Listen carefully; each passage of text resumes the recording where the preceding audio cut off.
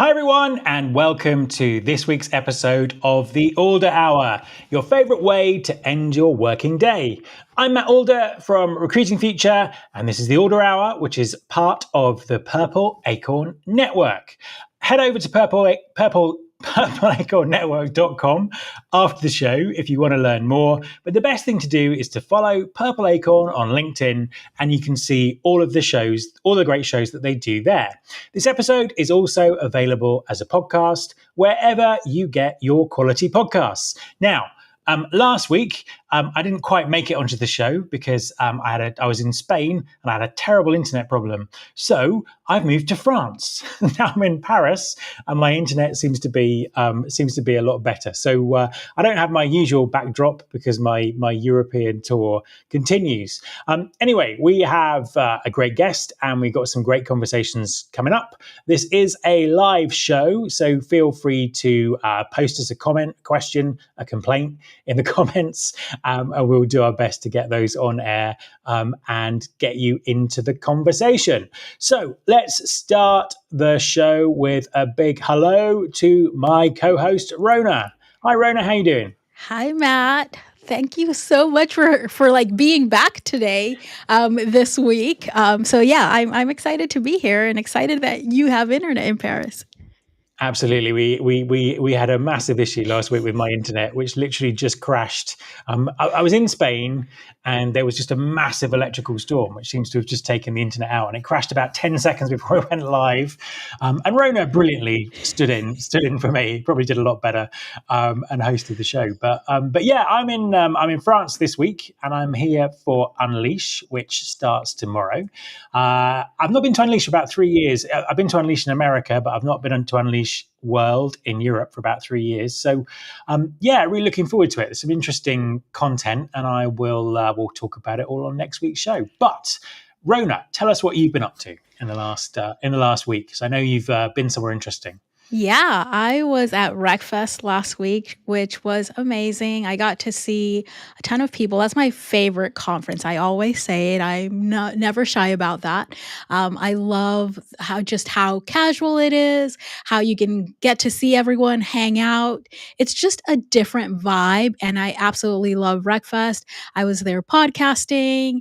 I also was on stage on day 2, which was amazing. Funny because I didn't remember half of it. I actually remembered when I watched the footage back. That's how much like adrenaline and just how fun it is. Awesome. Go ahead. Oh no, I just said awesome. Carry on. Yeah. I got to see some really cool vendors, new to me, and actually a new one. I got to see the folks from Perfect Hire who are actually launching today, which was really cool. And of course, my homies from Team Taylor and Ref App and all of them. So it was a fun time. Fantastic. I had massive FOMO, even though I was on a beach in Spain. I still had FOMO for being at RecFest. And what were you on stage talking about? What was your topic this year? My topic was about every story is a recruiting story, and just finding those stories in the mundane and like the everyday moments, because everyone's always like, oh, we don't know what to post about. Well, everything that happens at a company is a recruiting story. So we spoke about that and just how to mobilize your internal people to give you stories. Awesome. And what have you got for us tonight? What have we got coming up on trending or ending at the end of the show? We're talking about internal mobility, one of my favorite topics. Excellent. Well, I look forward to that. Well, let's crack on with our first segment, which is Points and Pints.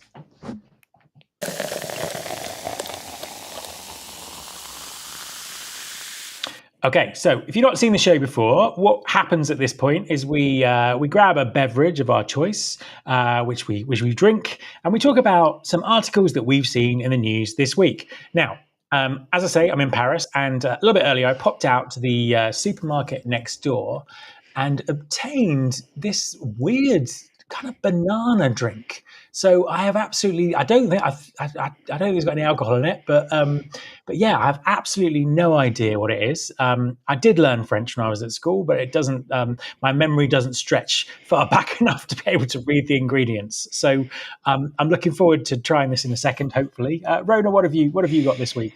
Well, I have something a lot more boring. I've got just some sparkling water that I grabbed from my husband's fridge because I forgot to get a drink. That's cool. There's sparkling water. It's cool. Right, here we go. So let's okay. Get my camera to. My camera wants to follow my face. So every time I put something in front of my face, it moves. The wonders of modern technology. Right. Let's. Oh, it looks very banana-y. Let's give it a try. Right, here we go.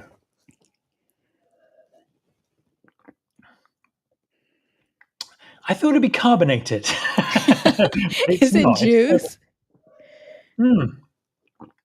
It's kind of what happens if you squash a banana and mix it with loads of sugar and water, I think. So, but anyway, that's good. That'll keep me awake. You know, source of energy, fiber, sugar, and whatever else. A bit like when you had that Prime the other week.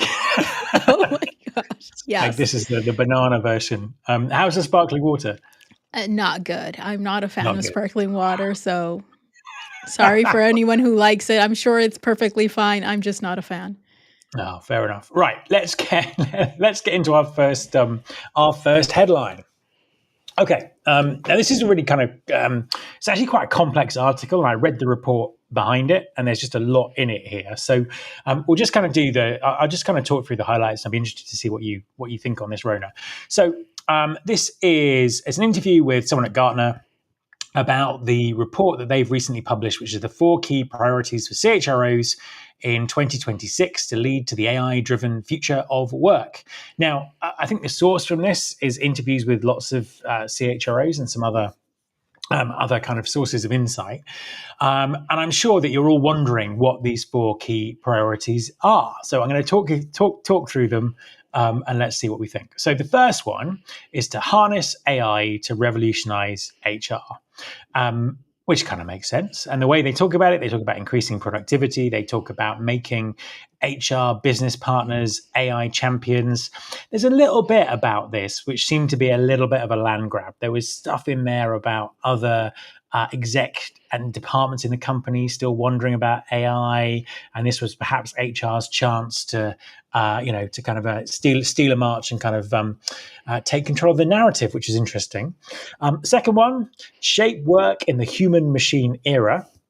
This was about having the right skills within your business. Excuse me, the banana's getting stuck in my throat. Having the right skills in your business, or and also being able to deal with a blended workforce of AI agents and humans, presumably. The next one was mobilize leaders for growth in an uncertain world, which seemed to be basically teaching all of your leaders to deal with change, uncertainty, change management, emotional responses to change, those kind of things. And the final one was interesting. It was address culture atrophy to power performance. And this is about making sure that the culture in the organization is strong to increase productivity and having the right values and behaviors. So I don't know what you think, Rhona, but the first thing that struck me about this was that's a lot of work to do in a year. And actually, some of these things are things that HR should have been doing all along. What do you think about those as CHRO priorities? Yeah, I mean, I was like, are we not doing this already? Most of these? And I don't know. I don't understand why everyone has decided that HR needs to be like at the forefront of AI at a company. Yes, like I get it. AI is replacing some people. So, yes, HR needs to be involved.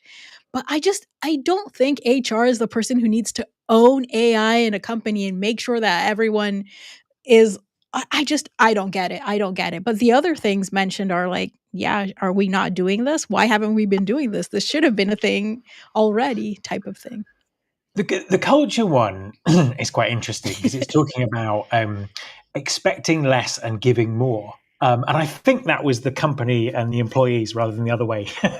Rather than the employees expecting less and giving more, I think it was the other way around, the way I understood it. But it kind of is couched in very simple terms. It's just like, well, embed the values, embed the behaviors, and performance will increase. And this is a huge issue that we've been struggling with for years. And I would suggest that, moving towards this kind of AI integration and all the other kind of priorities, just has the potential to kind of destabilize the humans even more, wouldn't you say? Yeah, I mean, it's definitely not going to help the culture, the morale, if you're afraid of your job being taken away by AI. And it was a very confusing article for me, if I'm honest. No, it was. I mean, I found it a little bit confusing, so I went and read the report, or the infographic behind the report behind it, which was slightly even more confusing, to be honest with you. But I kind of get what I get what they're kind of what they're saying, where they're coming from, and there's stuff in there that makes sense about making sure that leadership are ready for change and all that sort of stuff. And I think there's a bit in there about, to me, I think the most important part, apart from the culture stuff, which seems to be just kind of brushed over as a to-do list kind of tick off box, is about having the right skills and talent in the business, and really having that as really kind of, I suppose, acknowledging what a big challenge that is at the moment, which I would hope would mean good things for great talent acquisition teams in terms of being able to do that. So I think that was the one that kind of really sort of stood out for me. I mean, anything else to add on this one? No, but I really hope that our 2026 predictions and stuff like that get better, because if this is a bit of what's to come, it's sounding kind of like, do we even know what we should be focusing on in 2026? So, I mean, I guess it's earlier. I hope as the year ends and we hear more and more of these things that we get more clarity, at least me, because I'm still not clear. Yeah, absolutely. And you have flagged up that we are a mere few weeks away from the avalanche of 2026 predictions. And very few people ever go back and judge their 2025 predictions by what actually happened. When people do, that always makes me happy. But okay, so let's hold off on predictions for just a little bit, because we'll be swamped with them in a couple of weeks' time. So let's move on to the next one, which is interesting. And again, I tried to find something that wasn't about AI. It turns out it's all about AI again, which is just seems to be the running theme with everything we find. Now, this is about Meta, or specifically actually about Facebook, starting to publish jobs again. So listeners may remember, Facebook kind of went all in with their sort of with their job functionality. I say all in; they kind of talked about it a lot. The functionality was never any good, but kind of went all in with jobs a few years ago. Then sort of quietly retreated from that. But they're back. They are launching job functionality. This time it's slightly different. What they're doing is they're focusing on entry-level jobs for young adults, whatever that means, and kind of frontline hiring. Now, lots of coverage about that. And, they've not really actually given a reason as to why they're doing it, which is, again, interesting. However, I like this article because it really sort of drilled into, it was quite cynical in the way that it kind of drilled into it. And what it's suggesting is actually that particular audience, young adults, whatever that means, people are not using Facebook very much at the moment, and an audience that Facebook would love to have. So this article is suggesting that it's partly attempt to kind of land grab that audience by giving them access to jobs, but a way of finding jobs, and also potentially making lots of money out of job placement to fund their AI development. Rhona, what are your thoughts on Facebook getting back into the job board game? I thought it was very interesting, and part of what they mentioned in the article was they acknowledge that they're losing cultural relevance. So I guess coming at it by getting back into jobs is a way of trying to get people there. I was also kind of skeptical, like the author of the article saying why are you targeting entry level? Are you just doing this to like grab those people onto your platform, learn who knows what from them, advertise to them? Like, it's Facebook, it's Meta. We know that there's a bigger like thing behind it. But overall, I mean, I say give it a shot. Everyone seems to want to get into the jobs market. I just what jobs?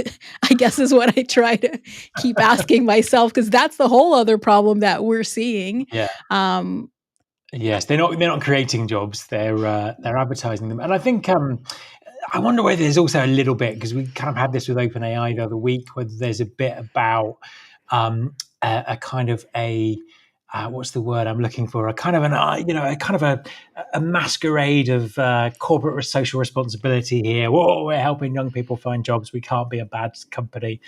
We'll take all their data and make money out of it. At the same time, we can't be a bad company. But also, I think let's get down to the fundamental question: is this going to work? Because I don't think it really worked last time, and that was when Facebook had all of these people on their platform using it every day already, before it became a kind of a sort of an irrelevant AI fest for that type of audience. So, do you think this is going to work if they can find the jobs to put on there? I don't think so because the reason why they have lost cultural relevance and not just Facebook, but most of social media is because really the younger people, the younger adults, like they like to call it, aren't on social media for many, many reasons. Like so many people that I know, like the younger people, they're just not, that's not what they're doing. That's not where they're hanging out. So I don't think that they're going to go there to find jobs. I don't think it's going to work personally. Yeah, no, absolutely. Yeah, so it's there's the annals of history are paved with a litany of failures of these kind of big sort of tech and media companies trying to do something in the jobs market and eventually not being able to. So we'll watch this one with interest, but a high degree of skepticism. I think is probably fair to say. Agree. Awesome. Thank you, Rhona. I will talk to you a little bit later, but we have a great guest coming on.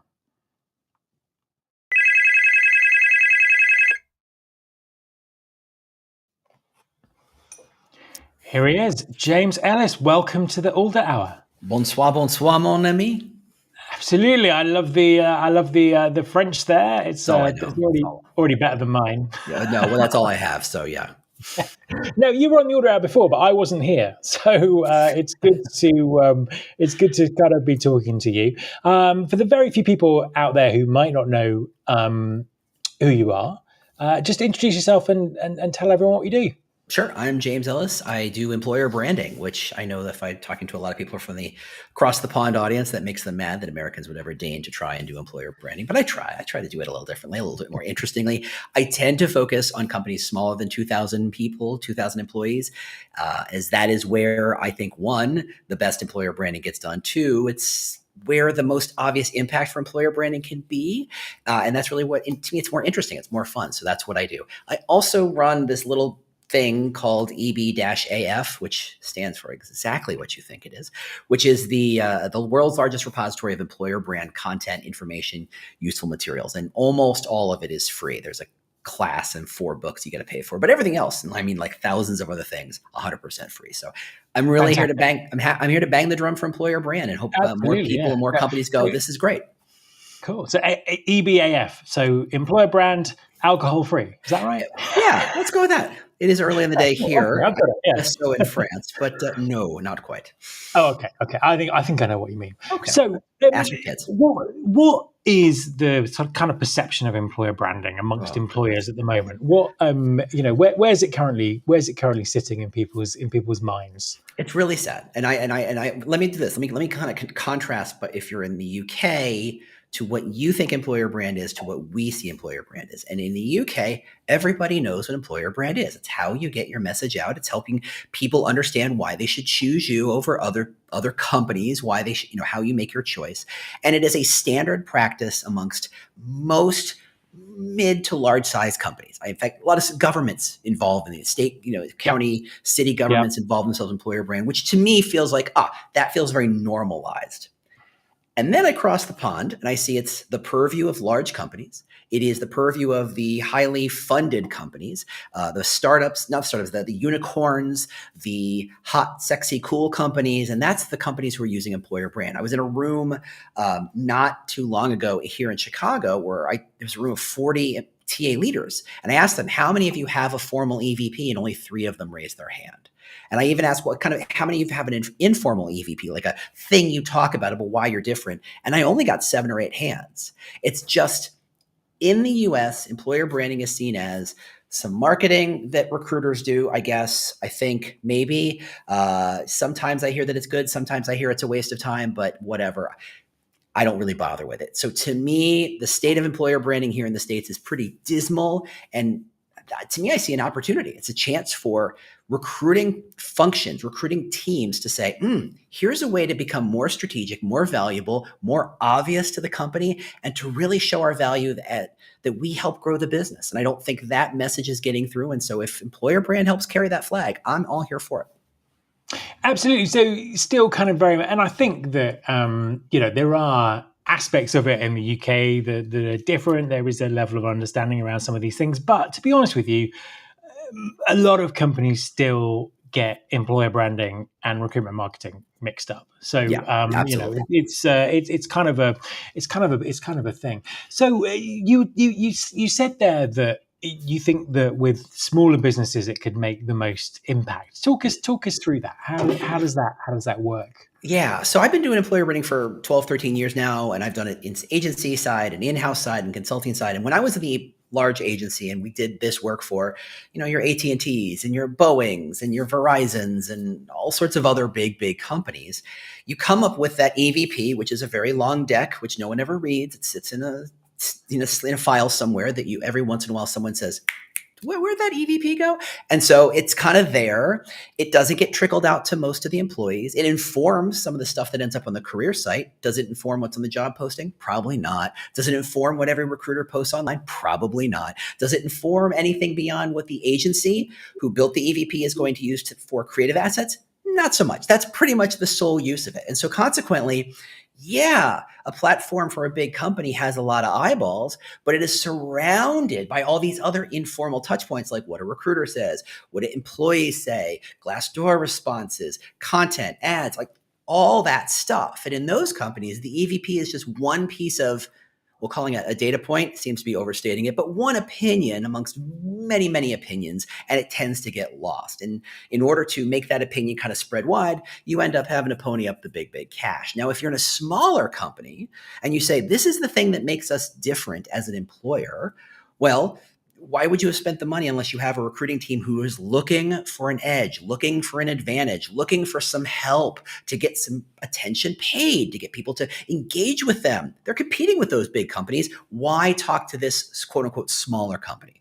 And so an EVP and employer brand in those companies tends to get adopted differently. It tends to be used on every single touch point. It tends to be the focal point, the aperture through which you look at everything the recruiter, the recruiting team, the hiring manager does. And so consequently, it is seen throughout more of the touch points and is more obvious, more clear. It's more valuable. So if you're in a company that's 500, 1,000, 2,000 people, you can get that employer brand idea out to a large number of people. You can let hiring managers and employees and advocates embrace that idea such that they're portraying the message. So it becomes more authentic and more credible and all those magical words. And authentic is a sticky wicket. We won't get into that. But it becomes more real. And so consequently, it makes a bigger impact. And to me, I don't like to stop there. I like to say, well, look, if we're talking about employer brand and it's helping you attract more of the people you want, that means it's probably attracting more of the people who are going to help grow your business. You're not attracting B and C players, you're attracting more A players or people who bring new skill sets that you might not have been able to hire because you don't pay this, top of the range. You're now giving them a compelling reason to engage with you instead of going off to the Googles and Goldman Sachs to get paid as much as you possibly can. So this is how you kind of punch above your weight. And if the company, through the use of employer brand that is spread throughout the company, is hiring a higher quality talent, and everything a company does is based on the people it has, having better people probably grows the business. And to me, that's where the magic is. And I feel like the only person talking about this idea of recruiting and employer branding as a function of company growth, not just to fill in the blanks, not just to being a cost center, not as just a tax on the company, but as a driver of value. And I think that is where we need to be thinking about employer brand as a driver of growth, a creator of value for the company, so that we can really start to stand on our own 2 feet and say, this is how we make an impact on the business. Yeah, I completely agree. And I think the thing about those smaller businesses, I can think of some, I've seen some great examples over the years of companies, those small companies going all in for that kind of thing. I remember, ironically, I can't remember the name of the company, but I wasn't looking for a job in that industry. So, not quite the target audience, but it just went down. It was quite a quirky style that they had, and it went down right into their job adverts. They were advertising for an accountant, and it was in that within the career site, and not just a kind of identikit kind of language tailored for that kind of thing. It was really good. And I think the issue with large companies is things can end up just being very vanilla because there are just so many opinions and kind of people in there. So I kind of think it makes sense. I want to just circle back to something that we were having a great conversation actually before we started recording. I wish we recorded that conversation because it was before I had the banana juice as well. So we're talking about standing out. And companies just not quite getting that actually this is about standing out, being different, talking to your specific audience in a very specific way. Talk us through your sort of take on that. Yeah, it seems funny, and I think we're saddled with this baggage of, especially here in the US, where talent acquisition is a function of HR. And let's be fair, all HR is necessary and valuable and all that other wonderful stuff, but HR's value is to limit risk. Their job is to make the company grow. Their job is to make sure that nobody gets sued and everybody does the right thing. It's a very, very risk-averse kind of function. And I think just by virtue of sitting in that team, TA kind of adopts some of that methodology and thinking. And the truth is, a person, just put your mind to a person who you would love to hire, who your hiring manager would give you a big old hug if you brought them to that hiring manager. It'd be like, finally, this is the perfect person. Envision that person just for a second. That person has choices. If your hiring manager wants them, lots of other hiring managers want them, which means they have options, they have choices, and they can look at big companies and small companies and startups and stable companies and all sorts of different options. And they go to Indeed, or they go to LinkedIn, or they go to whatever job board they particularly go to, presuming they're even using job boards these days, and that's a separate conversation. And they type in their job title, and 4,000 companies pop up. Why click yours? And that is the game. And the truth is, if you are a big brand with a big consumer halo, that game's sort of, you're in the game. You don't have to do much more to it to be in the game. But if you're a startup or a small company, even a unicorn, you need to stand out, which means you don't just need to be attractive, because let's be honest, everybody's very busy trying to be attractive. Every career site out of the box looks pretty darn attractive. Canva makes everybody look kind of attractive. ChatGPT makes every job posting look kind of attractive. When everybody looks attractive, what's really happening is everyone looks the same. It's kind of like everybody put that Snapchat filter, a bold glamour on it. Now we all look like Kardashians. It's like, that's great, except now everyone looks like a Kardashian, and there's no value in looking like a Kardashian. You're not creating an advantage. You're looking for a baseline. And standing out is a way of saying, hey, look, and I know every recruiter agrees with me on the concept, but then they just kind of quibble on the details. The truth is, we do not need to be or should want to be attractive to everyone. There is a particular kind of talent for whom they should, and we hope with all our might that they fall in love with us. And you don't fall in love with a generic company or generic persona. You fall in love with the details. You fall in love with the in-jokes. You fall in love with the nitty-gritty. You fall in love with the things that make them, and this is really important, different. And we live in a world where recruiters are expected to cookie cutter everything. Every job post looks the same. Every career site looks the same. Every social media post says we're hiring. Everybody is designed and expected to look the same. And there is this inherent friction about how recruiters want to do things. They're optimizing, they're making it as efficient as humanly possible, and I don't blame them because I get where that's coming from. But the truth is, what your candidate wants to know is, in a sea of 20 million companies, why you? And you are just saying what everybody else says. And you say, oh, no, we're value driven. Look at our 4 values. And I say, oh, you've got integrity.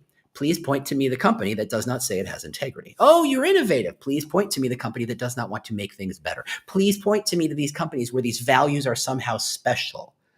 And that is something where it gets uncomfortable. And the truth is, if you don't know how you're standing out, whether it's your values, whether it's your mission, whether it's your working experience, whether it's your reward structure, if you don't know how you're standing out, how you're different, no one can choose you. They will default to you. They will accept a job, but they will not choose you. And in a world where that talent that your hiring manager desperately wants you to bring is being feted by massive companies with lots of money, it's not enough to just look like everybody else. You have to know how you're different. And that is where we need to push the game a bit more. That is really, look, looking good, career sites and all this stuff is easy. It's straightforward. I mean, it costs you money, but they all look really nice. So the game of trying to look nice is really an arms race more than anything else. You're just trying to look more nice than everybody else. You're like, oh, more cool code and parallax coding, and it looks really cool design. Nah, who cares? It's about telling a story that people go, I feel that. I hear that. That's interesting. I want to learn more. That's where the game needs to be. Yeah. And I think that kind of nails it, because we're essentially talking about humans making a decision. And as we know, humans aren't necessarily rational or driven by logic. There's a big emotional part of that. And just that little trigger that says, this is the place for me. Actually, this is a place that gets me. This is a place that understands me. This is a place where I can do what I want to do. You know, I think that's one part of it. I think the other part of it is also, I think people are afraid, are still trying to appeal to everyone. And it's like, if you're actually getting the right message to the right people, you're going to put off a lot of people. Yeah. And well, here's the real challenge. They're saying, oh gosh, we don't want to appeal. We're overwhelmed by ATSs, or we're overwhelmed by applicants, but we want to be attractive to everyone. Do you not see how those two things are the same thing? You have a challenge here. And if you don't want to be overwhelmed with your applications, do not try to appeal to everyone. Understand who you really, really want. And that's why I keep banging the drum of, ultimately, every rec should have this one perfect candidate in everybody's mind. I want someone who does this, and I don't care if they're 1 in a million. In fact, being 1 in a million is great, because now I can talk to that person as an individual and say things that no one else has said to them, and engage with them on a level no one else has engaged with. And suddenly you can compete and win against any company anywhere, especially when they're all trying to appeal to everybody.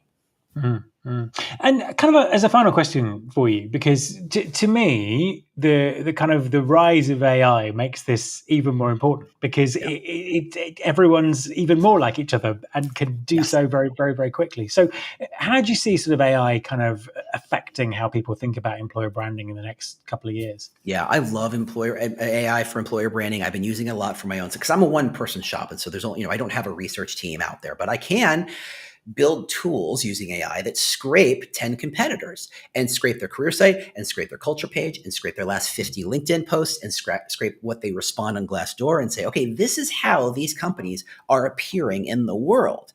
Now, if we're being strategic, you might say, well, gosh, if every company is talking, like biotech is my favorite example for this. If every company in biotech is talking about how they're innovating and saving lives, what do I do? And so that understanding of your corporate ecosystem is incredibly valuable. And you can get that information in a day.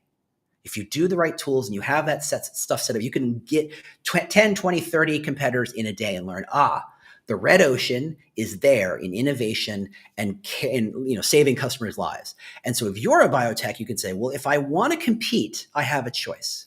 I can either go to where everybody is and try to be more innovative than every other biotech in the world. Good luck with that. Or I can be more caring about patient outcomes. I'm not sure how that's possible. Or I can say, look, it's table stakes. We all know that's what we're here for. Let's talk about reward. Let's talk about status. Let's talk about experience. Let's talk about collaboration. Let's talk about something different. And suddenly you're the only company talking about that. It's like, and Matt, you and I are similarly aged. We remember the days in which every car company talked about it's attractive, it's gorgeous, and then Volvo shut up and drove a car off a cliff into a parking lot, and you went, "What is that?" Now, Volvo cared about safety at a level to which, and talked about it to a level which that no one else had ever conceived of before.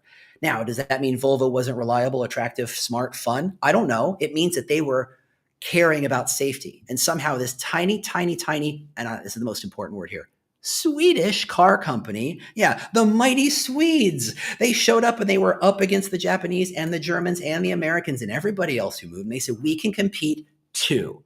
And suddenly being different allowed them to fight at a far higher level. That is where we need to live. So you use AI to kind of collect and create that information. You can also use AI to do amazing pattern recognition.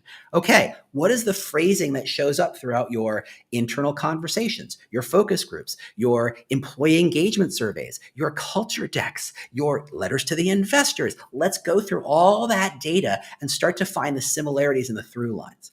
And finally, if you have a strong brand, not a deck, but a brand that is truly a brief, this is what we're doing, this is how we're different, this is ways we extract that. If you feed that back into an LLM, you don't get the same old in return. Right now, most recruiters say, please write an outreach email for a developer or a nurse or whatever. And guess what? There are 10,000 recruiters doing the exact same request and they get the exact same response. And no wonder we all sound the same. But if you say, these are the 4 ways in which we are unlike any other company, and these are the things we want to talk about, thinking through these ideas, how would you reach out to a nurse or a developer? And suddenly, and this is where the game needs to get played, you say things that no one else can say. And when you can get to that, and AI supports that, it makes that way faster and easier, you get to get great stuff done. And that's why I love the AI, because as a one-person shop, I can do more than I could if I had a team of 10. Agreed. James, thank you very much for talking to us. Matt, thanks so much for having me. This has been a blast. Thanks, everybody. Excellent. So let's move on to trending or ending.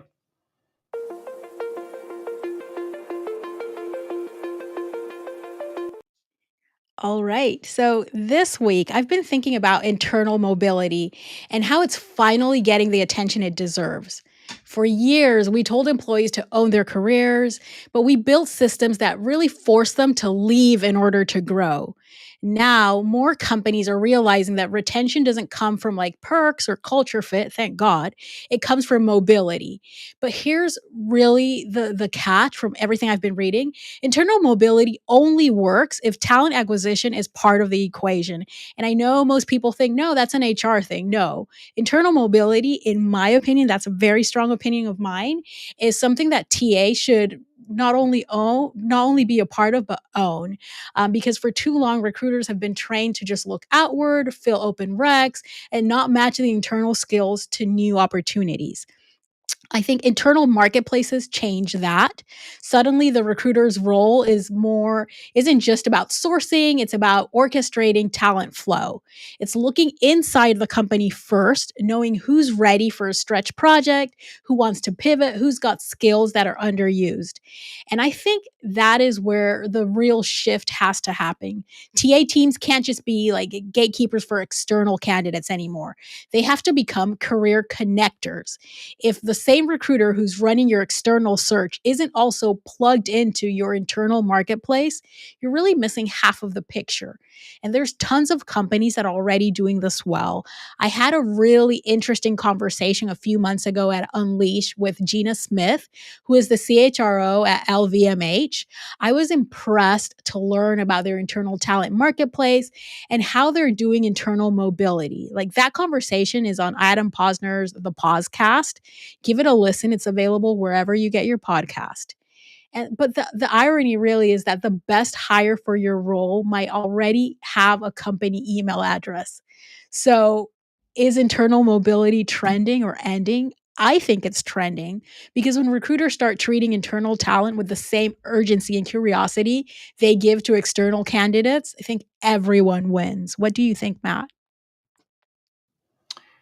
I think it has to trend. It just has to trend because I think that it's always been important, but now we are in this world of, shortening skill lifespans, everything going on. I think, companies need to have that to make sure they've got the right people in the right place, but also to kind of cross-pollinate ideas within the organization. And I think that, almost having the bravery to move people around who have the soft skills to do the job, but not necessarily, the experience. It's just got to be good for innovation and good for everyone. And to your point about talent acquisition, I think that one of the most frustrating things about this is technology still hasn't managed to properly fill the gap in terms of understanding the skills that are actually within a business. And I think it's getting there. And I think there are some interesting approaches in terms of how do we actually understand who we have in our business and what they can do. But I don't think they're quite there yet. And if you think about it, when someone joins the organization, if they have a recruiter who's been advocating for them, that recruiter knows more about that person's background and what they did and what they're capable of than any of the internal systems that are there.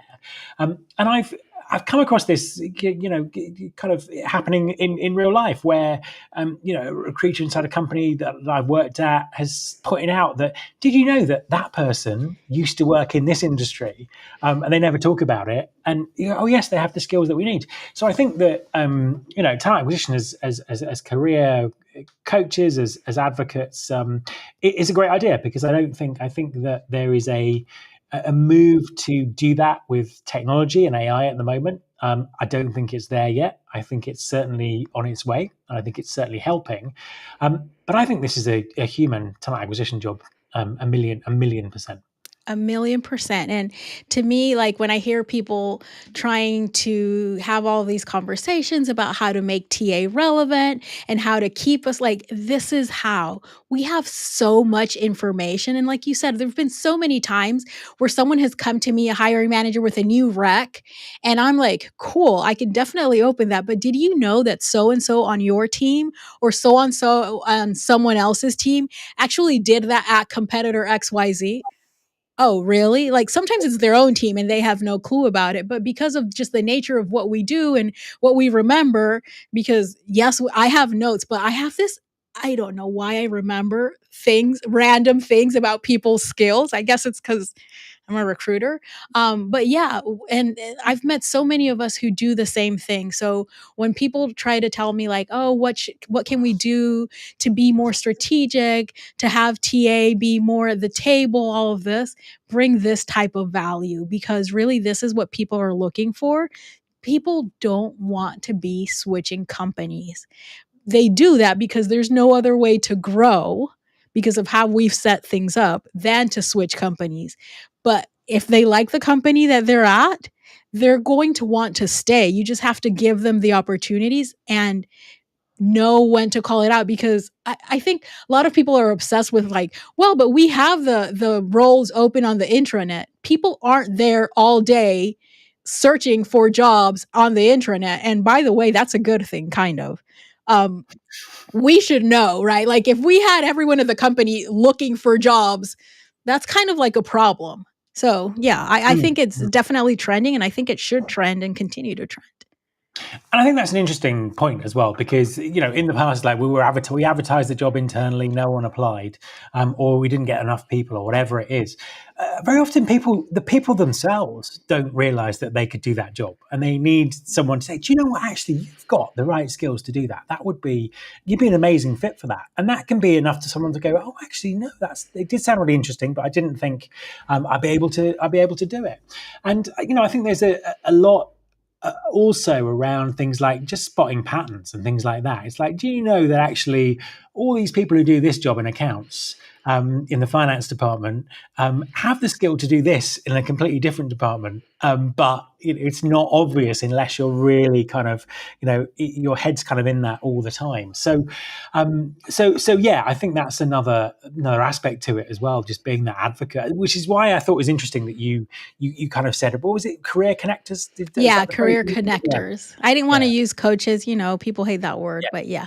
Yeah, I used coaches because I forgot you said connectors and it didn't seem like the right thing, but I think that's exactly it. I think it's that, that kind of, career connectors, which is brilliant for the people within the organization as well, to know that someone's kind of, advocating for them, and great for, the organization as a whole. And I've always been quite passionate about this, because I've seen ridiculous things in past jobs where, if someone works in this department, they're never allowed. I remember a classic example. I worked for a big media company. I worked with a guy who, we were kind of in sort of ad sales. He was desperate to move into marketing, and he was told that he would never be able to because he worked in the ad sales department, and no one no one ever moved into marketing. So he left that organization and became one of the most celebrated marketeers in that industry. So they lost an incredible talent who went and made a huge amount of value and money for one of their competitors. And it was right under their nose the whole time. And, had they moved that person, I'm sure that he would have been very grateful and probably they would have retained his ability for quite some time. So I've seen it time and time again. And I think it's about time we fixed it. And I think it's about time that we have TA in the mix. And I'm going to say this again, no disrespect, no hate to the HRBPs, but a lot of companies try to put internal mobility on the HRBPs, and that's really not their skill set. It's the skill set of a recruiter. We're the ones who are always thinking that. It's talent acquisition. So that's why I'm such a strong advocate for this. Any company I've worked at, I've come in to lead talent acquisition. I've come in and I've stolen internal mobility from the HR folks because I think it's our thing. We should own it. Absolutely. So I think we're sort of fairly unanimous on this trending, aren't we? Yes, it is trending. Excellent. Well, thank you very much for bringing that to us. I think it's such an important topic, and I think it's great to talk about it in terms of TA and in terms of humans rather than just in terms of skill matching and AI and all of that kind of stuff. So thank you very much, Rhona, and look forward to seeing you again next week. So that brings us to the end of this week's Alder Hour. So a big thank you to Rhona, a big thank you to our amazing guest, James, and also a big thank you to Alan, our producer, the unsung, long-suffering hero of this show for keeping everything kind of on the road. So many other great shows in the Purple Acorn lineup, including Rhona's own show, Workfluencer, the HR Morning Show, From the Desk, My First Job, From Ecstasy, and many, many more. So to see all of those shows, go to purpleacornnetwork.com, or even better, follow the Purple Acorn LinkedIn page. You can find this show and indeed all the shows as podcasts on Spotify, on Apple, or anywhere else where you listen to your quality podcasts. My longer form interviews are available on Recruiting Future, again, available wherever you listen to your quality podcasts. And while you're there, make sure you listen to all the past Alder Hours as well. So I'm off to Unleash tomorrow to see what's going on. And the Alder Hour will be back next week. And I'm already looking forward to it. This is Matt Alder, clocking out.